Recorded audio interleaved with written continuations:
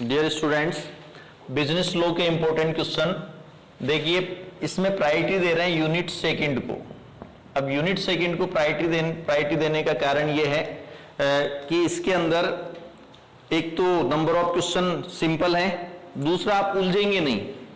Void, voidable, minority, उसमें first unit में उलझने की प्रोबेबिलिटी ज्यादा है। ठीक है, एक एक क्वेश्चन में उसके यूनिट फर्स्ट और यूनिट थर्ड के भी बता दूंगा रिस्क कवर करने के लिए।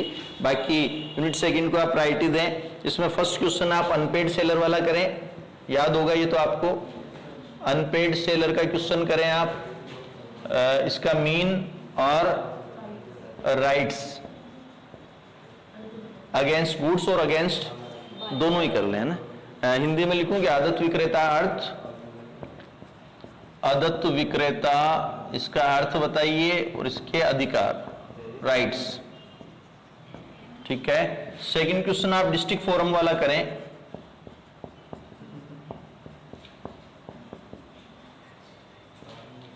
ठीक है, थर्ड क्वेश्चन नेशनल कमीशन ही बोलेंगे इसको, तो नेशनल कमीशन, राष्ट्रीय आयोग।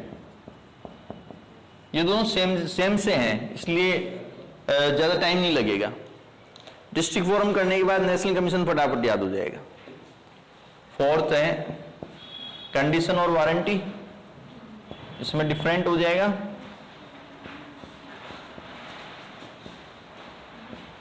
देखो, मीन करना है, फिर आपको कंडीशन को समझाना है, फिर वारंटी को समझाना है, और फिर आपको ये बताना है कि कब एक सेलर कंडीशन को वारंटी में चेंज कर देता है, कब शर्त को आश्वासन मान लेता है। जानते हो कंडीशन और वारंटी? दो कंडीशन जो होती है ना, एक मेन स्टेटमेंट होता है जिसके पूरा नहीं होने पर कॉन्ट्रैक्ट को ब्रीच किया जा सके, अनुबंध भंग किया जा सके, मेन कंडीशन, मेन स्टेटमेंट होता है। और वारंटी के अंदर है स्टेटमेंट तो है, लेकिन जिसके पूरा नहीं होने पर हम केवल कंपेंसेशन मांग सकते हैं, मेन स्टेटमेंट नहीं है। ठीक है, तो कब कंडीशन वारंटी में कन्वर्ट हो जाती है, इसको मैं शर्त और आश्वासन कह दूं।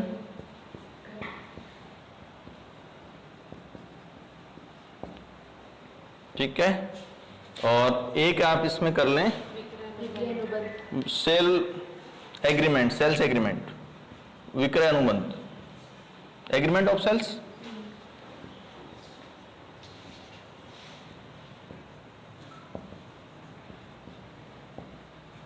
And elements.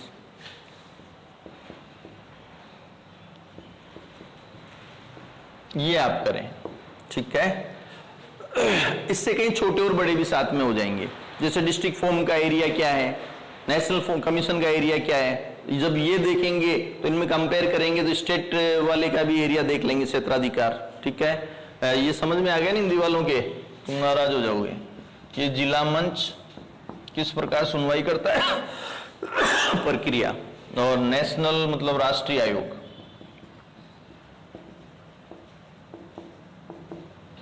शर्त और आश्वासन और विक्रय अनुबंध और आवश्यक तत्व। ठीक है, ये आप इस यूनिट के इंपॉर्टेंस से दें, 5 क्वेश्चन आप इसके कर जाएं। अब यूनिट फर्स्ट से अगर आप लेना चाहें, कोई मनाही नहीं है। इसमें वो जो है ना, all contract are agreement, all contract are, समझ गए होंगे या पूरा लिखूं? But all agreement not contract.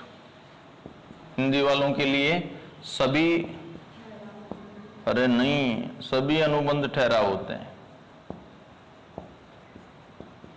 जो अनुबंध बना है ना, कॉन्ट्रैक्ट बना है, तो उसने एग्रीमेंट का पड़ाव तो पार ही किया है ना। ठीक है, तो सभी अनुबंध ठहराव होते हैं, लेकिन सभी ठहराव अनुबंध नहीं होते। ये एक इंपॉर्टेंट पार्ट है। ठीक है, एक आप थर्ड यूनिट में करना चाहें तो मुझे लग रहा है कि इसके अंदर वो क्वेश्चन आएगा, पार्टनरशिप का अर्थ और उसके तत्व, साझेदारी का अर्थ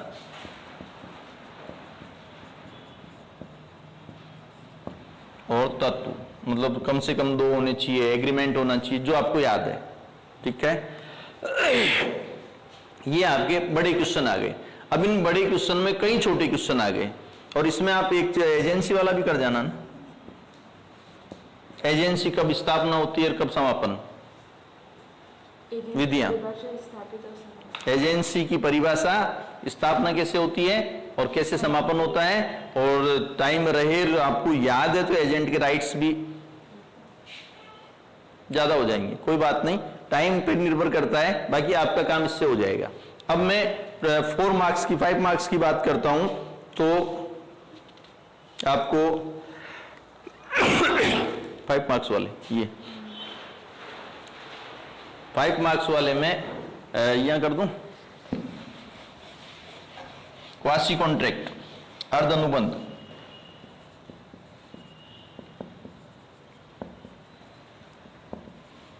अर्ध अनुबंध, अर्थ बताइए ना, कंटिंजेंट कॉन्ट्रैक्ट, संयोगिक अनुबंध को समझाइए, ठीक है। और अनुबंध के आवश्यक तत्व तो वो तो वैसे ही, हाँ यार, नॉर्मल में हो जाएगा। फिर क्रेता सावधान रहो, केविएट एम्प्टर, स्पेलिंग देख लेना थोड़ी, मुझे इसका याद नहीं है, केविएट एम्प्टर, क्रेता सावधान रहो, ठीक है। ये तो हम शर्त आश्वासन पढ़ेंगे तब आ जाएगा शायद, अलग से भी है, लेकिन क्रेता सावधान रहो, सोच समझ के खरीदो, बात तो यही है ना, ठीक है। और फिर आपके देखो राज्य आयोग का क्षेत्राधिकार उसमें आ जाएगा, ठीक है। और इसमें आप टाइप ऑफ पार्टनरशिप पढ़ लेना, type of partner not partnership, साझेदारों के प्रकार, ये पढ़ के जाना, समझ गए होंगे तुम। Active partner, sleeping partner, partner by estoppel, nominal partner, क्योंकि अगर मैं केवल स्लीपिंग लिख दूं वहां उसका आ जाएगा, टाइप ऑफ पार्टनर पढ़ जाना, ताकि 5 के हिसाब से भी हो जाए और 2 मार्क्स के हिसाब से भी हो जाए।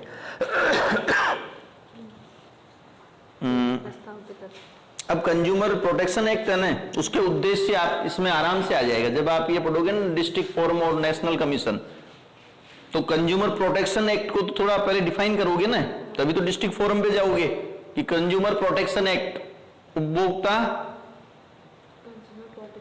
क्या बोलते हैं हिंदी में, संरक्षण अधिनियम के उद्देश्य क्या, मोटिव क्या, मतलब एक तरह से कंज्यूमर को प्रोटेक्ट करना, कंज्यूमर के साथ कोई धोखाधड़ी नहीं हो, अगर धोखाधड़ी हो जाता तो उसको कंपेंसेट करवाना, ये उसके 2-3 लिख देना। हाँ, ये अच्छा क्वेश्चन है। बिना प्रतिफल के किए गए ठहराव व्यर्थ होते हैं, बिना प्रतिफल के किए गए ठहराव व्यर्थ होते हैं, ठीक है। बिना प्रतिफल के किए गए ठहराव व्यर्थ होते हैं। Without purchase consideration agreement, without purchase consideration void अब इनिशियो, शुरुआत से ही व्यर्थ होते हैं, ठीक है। इस कथन को समझाते हुए फिर आप ये भी देख लेना, कई केसेस ऐसे हैं जिसके अंदर बिना विदाउट कंसिडरेशन के एग्रीमेंट वैलिड भी होते हैं, ठीक है। तो इसको थोड़ा सा देख लेना, क्योंकि जब ये पढ़ोगे तो आप एक ही लाइन आएगी कि अगर विदाउट कंसिडरेशन की अगर आपने कोई एग्रीमेंट किया है तो वॉइड अब इनिशियो, शुरुआत से व्यर्थ होते हैं। लेकिन प्रेम, स्नेह, एजेंसी के कॉन्ट्रैक्ट, डोनेशन देना, ये बिना प्रतिफल के भी वैध होते हैं, ठीक है। ये आप देख लेंगे। कंटिजेंट कॉन्ट्रैक्ट मैंने लिख दिया, कंडीशन और वारंटी वाला इससे हो जाएगा, जबरदस्ती लिखने की जरूरत नहीं है। डिस्ट्रिक्ट फोरम इससे हो जाएगा। साझेदारी फर्म में एवएस की स्थिति, देखो एक एवएस को पार्टनर नहीं बनाया जा सकता, एक माइनर को कभी भी पार्टनर नहीं बनाया जा सकता, लेकिन केवल प्रॉफिट के लिए माइनर को पार्टनर बनाया जा सकता है। तो एवरेज की स्थिति यही होती है कि वो पार्टनर नहीं बन सकता, लेकिन केवल प्रॉफिट के लिए उसको हम पार्टनर बना सकते हैं, इतना सा लिखना है। और वेगरिंग या वेजरिंग, वेगरिंग बाजी के ठहराव, आर्जित लगाना हो गया, बाजी के ठहराव, स्पेलिंग देखना,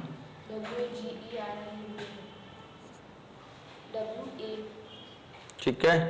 चलो तुम समझ गए, तो ये बाजी के ठहराव आप कर लेना।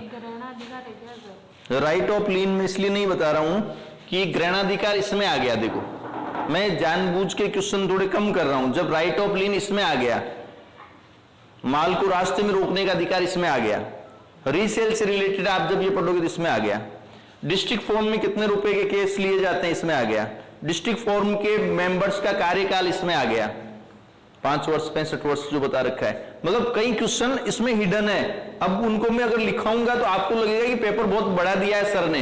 जब इसमें वो आ गए तो अपन आगे नहीं लिखेंगे। What is condition, what is warranty, warranty को कंडीशन को वारंटी में कब बदल देते हैं, ठीक है। जैसे मैंने पार्टनरशिप का लिख दिया यहां पर कि बताया नहीं क्या, वो हटा दिया मैंने।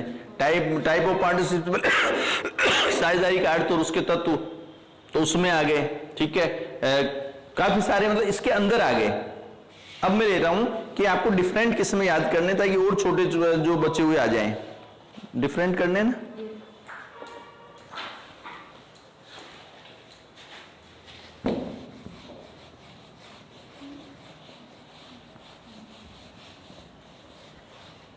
अब इसमें कौन कौन सा, साधारण व विशेष प्रस्ताव, थोड़ा समझा भी दूं क्या है?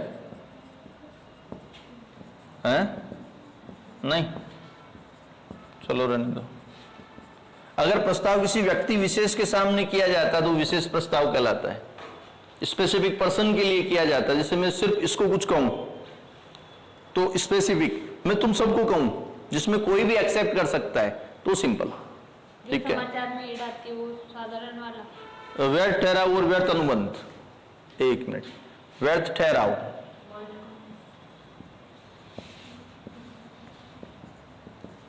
व्यर्थ अनुबंध, ठीक है। व्यर्थ ठहराव मतलब void agreement and void contract, दोनों में डिफरेंट कर लेना, वर्सेज लिख देता हूं ना। थर्ड, कोर्शन और अनड्यू इन्फ्लुएंस, उत्पीड़न, जानते हो उत्पीड़न? नहीं जानते, चलो। Coercion versus undue influence. Fourth, इसमें धमकाना होता है, धमका की सहमति लेना। अजैन सहमति कब स्वतंत्र नहीं मानी जाती है, मतलब कंसेंट को कब फ्री नहीं माना जाता है, तो आपको ध्यान रखना है कि अगर वो कोर्सन से हो, अनड्यू इन्फ्लुएंस से हो, मिसरिप्रेजेंटेशन से हो, तो 4-5 जो है फ्रॉड से हो, मिस्टेक से हो, हानि रक्षा और गारंटी अनुबंध। हानि रक्षा वर्सेज गारंटी, तो इसको मैं कहूंगा इंडेमनिटी वर्सेज, स्पेलिंग पे मत जाना है ना, यूं चल जाती है स्पेलिंग। फिर आपके उप एजेंट व स्थानापन्न एजेंट, उप एजेंट, उप एजेंट व स्थानापन्न, ठीक है। 5th नंबर पे सब वर्सेट सब्स्टिट्यूट, नहीं, agent, sub versus substitute agent. फिर सेल्स और agreement of sales, sales versus agreement to sale, ठीक है। ये तो हिंदी में भी इंग्लिश में समझ में आ जाएगा। शर्त और आश्वासन मैंने यहां लिख दिया, तो आप यहां अलग से मत करना। और पार्टनरशिप के सह स्वामित्व को ओनर कौन होते हैं, टाइप ऑफ पार्टनरशिप में आ गया, ठीक है, तो नहीं बढ़ाते हैं। अब आप 2 मार्क्स की बात करें तो इनडायरेक्ट रूप से 2 मार्क्स के सारे क्वेश्चन हो गए। ठीक है, कुछ देखो अब क्या क्या है कि कॉन्ट्रैक्ट एक्ट लागू कब हुआ, कब लागू हुआ, तो वो आपको डेट यूं पढ़ोगे तो कहीं ना कहीं नजर आ जाएगा। हानि रक्षा और क्षतिपूर्ति वो उसमें आ गया। एजेंट कौन बन सकता है, तो जो एग्रीमेंट कर सकता है वो एजेंट बन सकता है। ठीक है, कॉन्ट्रैक्ट का खंडन, रिवोकेबल लॉ ऑफ कॉन्ट्रैक्ट, अनुबंध का खंडन क्या होता है? खंडन का मतलब होता है या तो अनुबंध को पूरा कर दो या फिर पूरा करने के लिए मना कर दो, तो आ जाएगा। डिस्ट्रिक्ट मंच का मैंने दे रखा है, इस डिस्ट्रिक्ट फोरम का दे रखा है। ठीक है, ध्यान रखना, ये थोड़ा देख लेना कि माल से क्या तात्पर्य है, माल से क्या तात्पर्य है, गुड्स क्या है, मीन ऑफ गुड्स, फिर आपके present goods, existence goods, existence goods and future goods, भावी माल, वर्तमान माल और भावी माल। इसका मतलब जो भी मेरे पास माल पड़ा है वो तो प्रेजेंट गुड्स, एग्जिस्टिंग जिसका मैं कॉन्ट्रैक्ट कर सकता हूं, और भावी का मतलब जो मैं ऑर्डर पे बनाऊंगा, जिसका क्या होगा, एग्रीमेंट टू सेल होगा। एग्जिस्टेंस गुड्स को सेल कर सकते हैं और फ्यूचर गुड्स का एग्रीमेंट टू सेल होता है, ध्यान रखना। ठीक है, एक ध्यान रखना, आखिर सारे थोड़े करेंगे, पूरे 10 नहीं करने हैं, इसलिए मैं छोड़ रहा हूं। साझेदारी के हो गए, साझेदारों के अधिकार पूछे जा सकते हैं। पार्टनर्स के राइट्स जो मैंने लिखा था, टाइप ऑफ पार्टनर, जैसे what do you mean by, नहीं, what do you mean by partnership, फिर इसके आपके एलिमेंट्स और राइट ऑफ पार्टनर की वो बुक्स चेक कर सकता है। मतलब राइट में 2 पार्ट हो जाएंगे, एक्सप्रेस जो आप लिखकर मतलब जिसको बताने की जरूरत होती है, और एक होता है इम्प्लाइड कि बताना नहीं है, पार्टनर तो किताबें चेक कर सकता है, प्रॉफिट में हिस्सा ले सकता है, वो सारे आप देख लेंगे।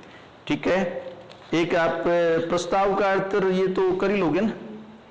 एक अवरोध का सिद्धांत, इसको इंग्लिश में क्या कहेंगे, अवरोध मतलब प्रिंसिपल ऑफ एस्टोपल, गत्यावरोध, ये कर सकते हैं आप। बाकी लगभग सारा हो गया, मतलब नंबर ऑफ अपने को नहीं बढ़ाने हैं। ऑक्शन सेल, ऑक्शन सेल का आप देख लेना, रूल ऑफ ऑक्शन सेल, नीलामी विक्रय के नियम, नीलामी विक्रय क्या है। ठीक है, ये आप लो में आराम से 90, 80, 90, 95 इसमें परसेंटेज ला सकते हैं, लिखना आपको है। अब आप में से कोई पर्सन जो फ्री हो, जिसको कंप्यूटर की अच्छी नॉलेज हो, इसकी पीडीएफ बना सकता है, छोटे बड़े अलग कर सकता है, तो मैं उस सीरीज वाइज आपको वीडियो बना दूंगा। जिनकी तैयारी है, टाइम खराब नहीं हो रहा है, जो कहीं बेटा तो ऐसे नहीं कि वो बनाने बैठ जाएगी, सर ने कहा था तो बना के लाते हैं, जबरदस्ती नहीं, अपना काम इससे हो जाएगा। ठीक है, अब मैं ऑल द बेस्ट बोल दूं, इनके वीडियो में आपको बना के अपलोड करता रहूंगा।